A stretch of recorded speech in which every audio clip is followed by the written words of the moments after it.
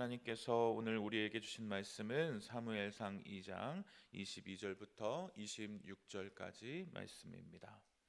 사무엘상 2장 22절부터 26절까지 말씀, 제가 가지고 있는 성경책으로 구약성경 411페이지입니다. 한 절씩 교독하시고 마지막 26절은 합독하도록 하겠습니다. 제가 먼저 22절 말씀 읽습니다. 엘리가 매우 늙었더니 그의 아들들이 온 이스라엘에게 행한 모든 일과 회막문에서 수종드는 여인들과 동침하였음을 듣고 그들에게 이르되 너희가 어찌하여 이런 일을 하느냐? 내가 너희의 악행을 이 모든 백성에게서 듣노라. 내 아들들아, 그리하지 말라. 내게 들리는 소문이 좋지 아니하니라.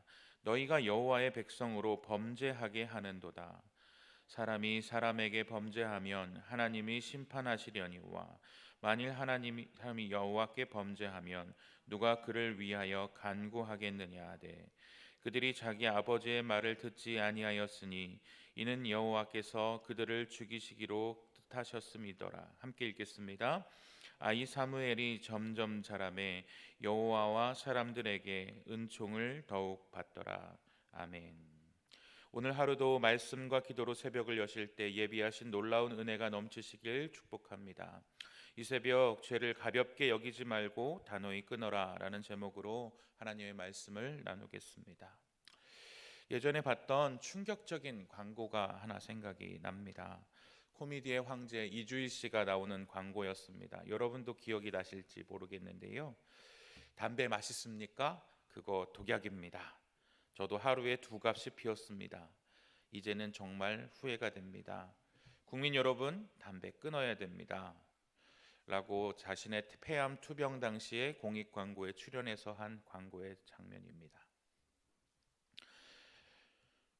당시 폐암에 걸린 최고의 코미디언 이주일 씨가 금연을 호소하는 장면은 사회적으로 큰 파장을 불러일으켰고 당시 흡연율이 60%에서 50%까지 떨어지기도 했던 사회적 현상을 일으키기도 했습니다. 저는 그 광고를 보다가 이주일 씨가 기침을 콜록콜록거리면서 1년 전에만 담배를 끊었어도 라는 말이 굉장히 충격적으로 다가왔습니다. 그 사람의 말을 들으면서 이런 생각이 들었어요. 후회는 아무리 빨라도 늦는구나 라는 말이 생각이 났습니다. 오늘 성경에 나오는 엘리 제사장에게 똑같은 말이 적용되는 것 같습니다. 후회는 아무리 빨라도 늦습니다. 엘리 제사장의 2 아들은 참으로 구별받지 못한 자와 같이 살아갑니다. 제사장의 아들은 단순히 오늘날의 목사의 자녀와 같은 자들이 아닙니다. 당시 제사장의 자녀는 바로 제사장이 되어야 하는 자들입니다. 당시 이스라엘에서는 부모의 자식 직업을 그대로 이어가야 하는 자들입니다. 특히 제사장은 대를 이어서 해 가야 하는 직업이고 그것이 의무이기도 했습니다. 그런데 오늘 함께 읽어본 성경에서 그들의 행실은 어떠하다고 나옵니까? 22절 말씀을 보면 엘리가 매우 늙었더니 그의 아들들이 온 이스라엘에게 행한 모든 일과 회막문에서 수종드는 여인들과 동침하였음을 듣고 쿰란 동굴에서 발견된 사무엘상 주석과 4장 15절 말씀을 통해서 봤을 때 당시 엘리의 나이는 98세로 알 수 있습니다. 그런데 이 나이 많은 아버지는 뭐라고 이야기합니까? 자신의 아들들의 행한 패역된 행동을 알게 되었다, 듣게 되었다라고 합니다. 그러니까 이 아버지는 영적인 눈과 함께 자식들의 행한 행동을 보지 못한 정말 자신의 자식들이 어떤 행동을 하는지조차도 알지 못하는 정말 영적으로도 무감각하고 자식들에게도 무감각한 모습들을 보여주고 있습니다. 그런데 애써 외면하고 있었던 이 자식들의 행동이 어떻게 보면 선을 넘는 행동이 오늘날 발견되게 됩니다. 이 아들들이 그 전에 선을 넘지 않았다라고 하는 행동이 보여지게 되는데 그 행동은 13절부터 17절까지 어제 보았던 말씀입니다. 그 행동은 무엇입니까? 13절을 보면 제사장이 백성에게 지켜야 하는 규정, 그것을 무시하였다라는 것입니다. 그것이 무엇입니까? 백성이 제사를 드리고 고기를 삶고 있으면 그것을 가져다가 제사장의 몫으로 가져가는 것입니다. 이 제사는 화목제를 의미하고 있다고 학자들은 보고 있는데, 이 화목제를 드린 것은 예외적으로 제사를 지내는 제사자들이 가져가서 화목을 위하여서 자신의 이웃들과 나누는 제사였습니다. 그러니까 이 제물은 제사를 지낸 당사자와 그리고 이 제사를 돕는 제사장과 나누는 제사였다는 것입니다. 정해진 분깃대로 나누어 가지고 그 나누어 가진 제사자는 그것을 가지고 이웃과 화목하기 위해서 사용하는 제물이었다라는 것입니다. 그런데 그 엘리의 아들들은 그 제물을 어떻게 합니까? 하나님이 정해놓은 룰을 어기고 자기 마음대로 갈고리를 찔러 넣어서 나오는 것은 무조건 자기 몫으로 삼아서 가져갔다라는 것입니다. 이것은 하나님과 사람 앞에서 덕이 되지 않는 일이고 사람들의 원성을 사는 일입니다. 제사장으로서 해서는 안 되는 일, 마땅히 하지 않아야 할 일을 하고 있는 것입니다. 또 그뿐 아닙니다. 15절부터 이어지는 이하를 보면 17절 말씀을 자세히 보면 주님께 바치는 제물을 함부로 대하였다라고 말합니다.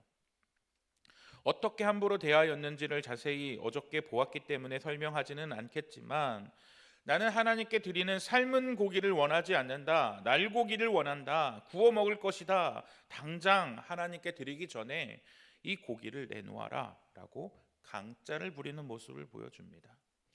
그는 사람도 두려워하지 않지만 하나님도 두려워하지 않습니다. 신성모독을 행하는 것입니다. 자, 오늘의 이어지는 죄는 또 무엇입니까? 성소에서 수종드는 여인들을 범하는 성적인 죄도 범하였다라고 말합니다. 당시에 레위인과 제사장들만 성전에서 일하는 것은 아니었습니다. 성소의 규례를 따라서 성소 내에서 임무를 맡은 여인들도 필요했습니다. 희생 제사에 필요한 식기의 세척과 성소에서 사용할 음식물 준비 등 여러 가지 성소에서 필요한 일들이 필요했을 것이고, 이 일을 돕기 위해서 헌신하기 위한 여성들의 임무도 존재하였다라고 성경에 나와 있습니다. 그래서 이러한 일들을 위해서 특별히 헌신되어서 하나님을 위하던 여인들도 존재하였는데, 오늘 이 엘리의 아들들은 그러한 자들을 데려다가 동침하는 만행을 제사장이 되어야 할 이들이 저지른 것입니다. 선을 넘은 것입니다. 그것도 아주 세게 넘은 것이죠. 자, 그렇다면 성전을 책임지는 제사장으로서 엘리는 이 일을 어떻게 대하고 있습니까? 그저 말로 책망하는 것에 그치고 있습니다. 그것이 옳지 못하다. 이러한 행위를 징치하지 못하고 말로만 해도 하는 것은 백성들로 하여금 어떻게 하는 것입니까? 하나님의 제사를 멸시해도 괜찮구나. 하나님의 성전을 가볍게 만들어도 괜찮구나. 성적으로 타락해도 아무런 문제가 없구나 하는 생각을 갖게 만듭니다. 한마디로 여호와의 제사를 멸시하고 하나님의 예배를 무너뜨리는 중죄를 저지르게 만든 것이고, 아버지는 그것을 방조하는 죄, 그것을 유기하게 만드는 죄를 범한 것입니다. 아들은 신성모독의 죄를 저지른 것이고, 아버지는 그들을 내버려 두는 죄를 저질렀습니다. 하나님께서는 그들을 죽이기로 작정하십니다. 여기서 우리가 오해하지 않아야 하는 것은, 하나님은 그들을 죽이기로 작정하셔서 그들을 회개하지 않게 만드시는 것은 아니라는 것입니다. 그들을 그들의 죄 가운데 내버려 두셨다라고 이해하여야 합니다. 그들은 자신들의 죄의 결과로 죽는 것이지, 하나님이 그들에게 죄를 짓게 만드셔서 죽게 되는 것이 아니라는 것을 우리는 기억해야 합니다.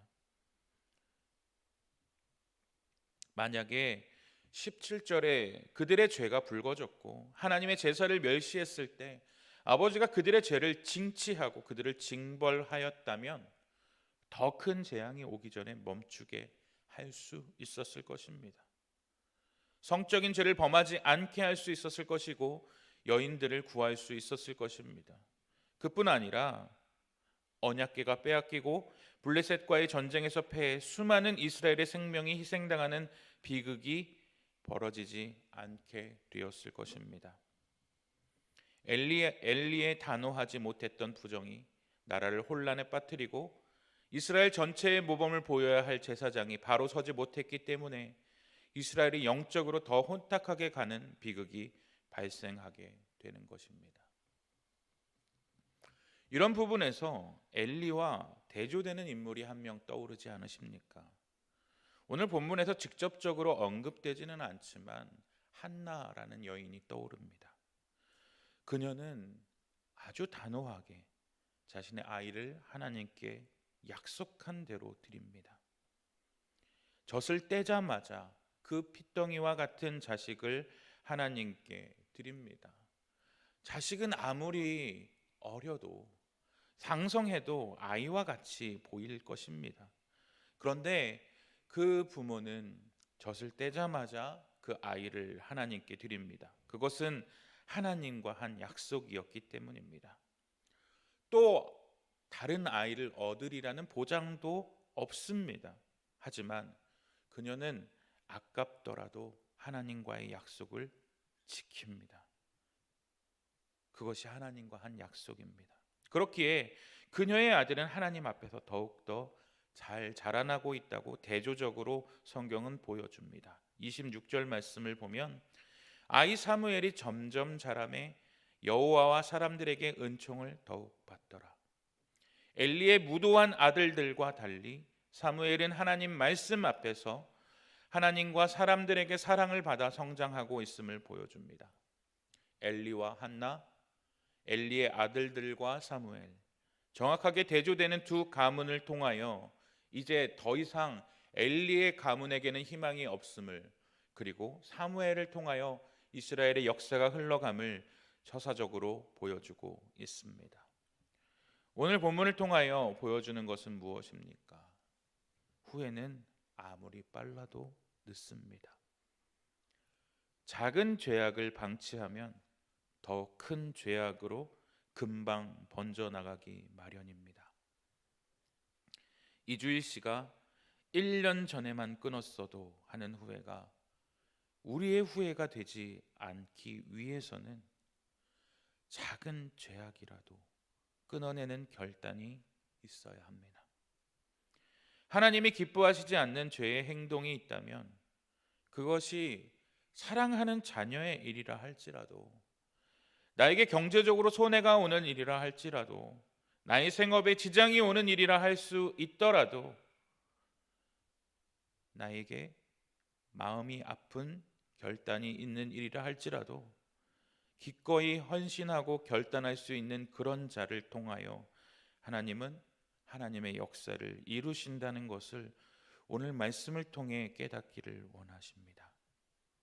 한나와 같이 하나님의 약속을 기억하며 결단하여서 자신의 아들을 드리는 자, 어린 나이지만 하나님의 성전에서 자라며 말씀 가운데 순종하며 자랐던 사무엘과 같은 자를 하나님이 사용하신다는 것을 기억하시고, 오늘도 하나님의 말씀 앞에서 거룩하게 살아내며 죄의 유혹을 과감히 끊어내겠다고 다짐하시는 사랑하시는 모든 송원교회 영가족들이 되시기를 우리 주님의 이름으로 간절히 축복합니다.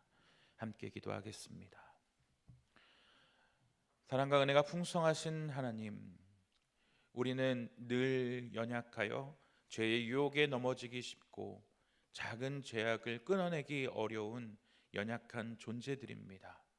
하나님, 후회하지 않도록 우리의 죄의 습관들, 죄의 유혹들을 끊어낼 수 있는 용기와 결단을 허락하여 주옵소서. 성령 하나님, 죄의 유혹을 이겨낼 수 있도록 도와주시고, 오늘도 세상 가운데서 살아갈 때에 그 유혹 가운데서 우리를 보호하여 주셔서 하나님의 말씀대로, 하나님이 기뻐하시는 대로 살아갈 수 있도록 우리와 함께하여 주옵소서. 예수 그리스도의 이름으로 감사하며 기도하옵나이다. 아멘. 하늘에 계신 우리 아버지여, 이름이 거룩히 여김을 받으시오며 나라의 임하옵시며 뜻이 하늘에서 이룬 것 같이 땅에서도 이루어지이다. 오늘날 우리에게 일용할 양식을 주옵시고 우리가 우리에게 죄 지은 자를 사하여 준 것 같이 우리 죄를 사하여 주옵시고 우리를 시험에 들게 하지 마옵시고 다만 악에서 구하옵소서. 대개 나라와 권세와 영광이 아버지께 영원히 있사옵나이다. 아멘.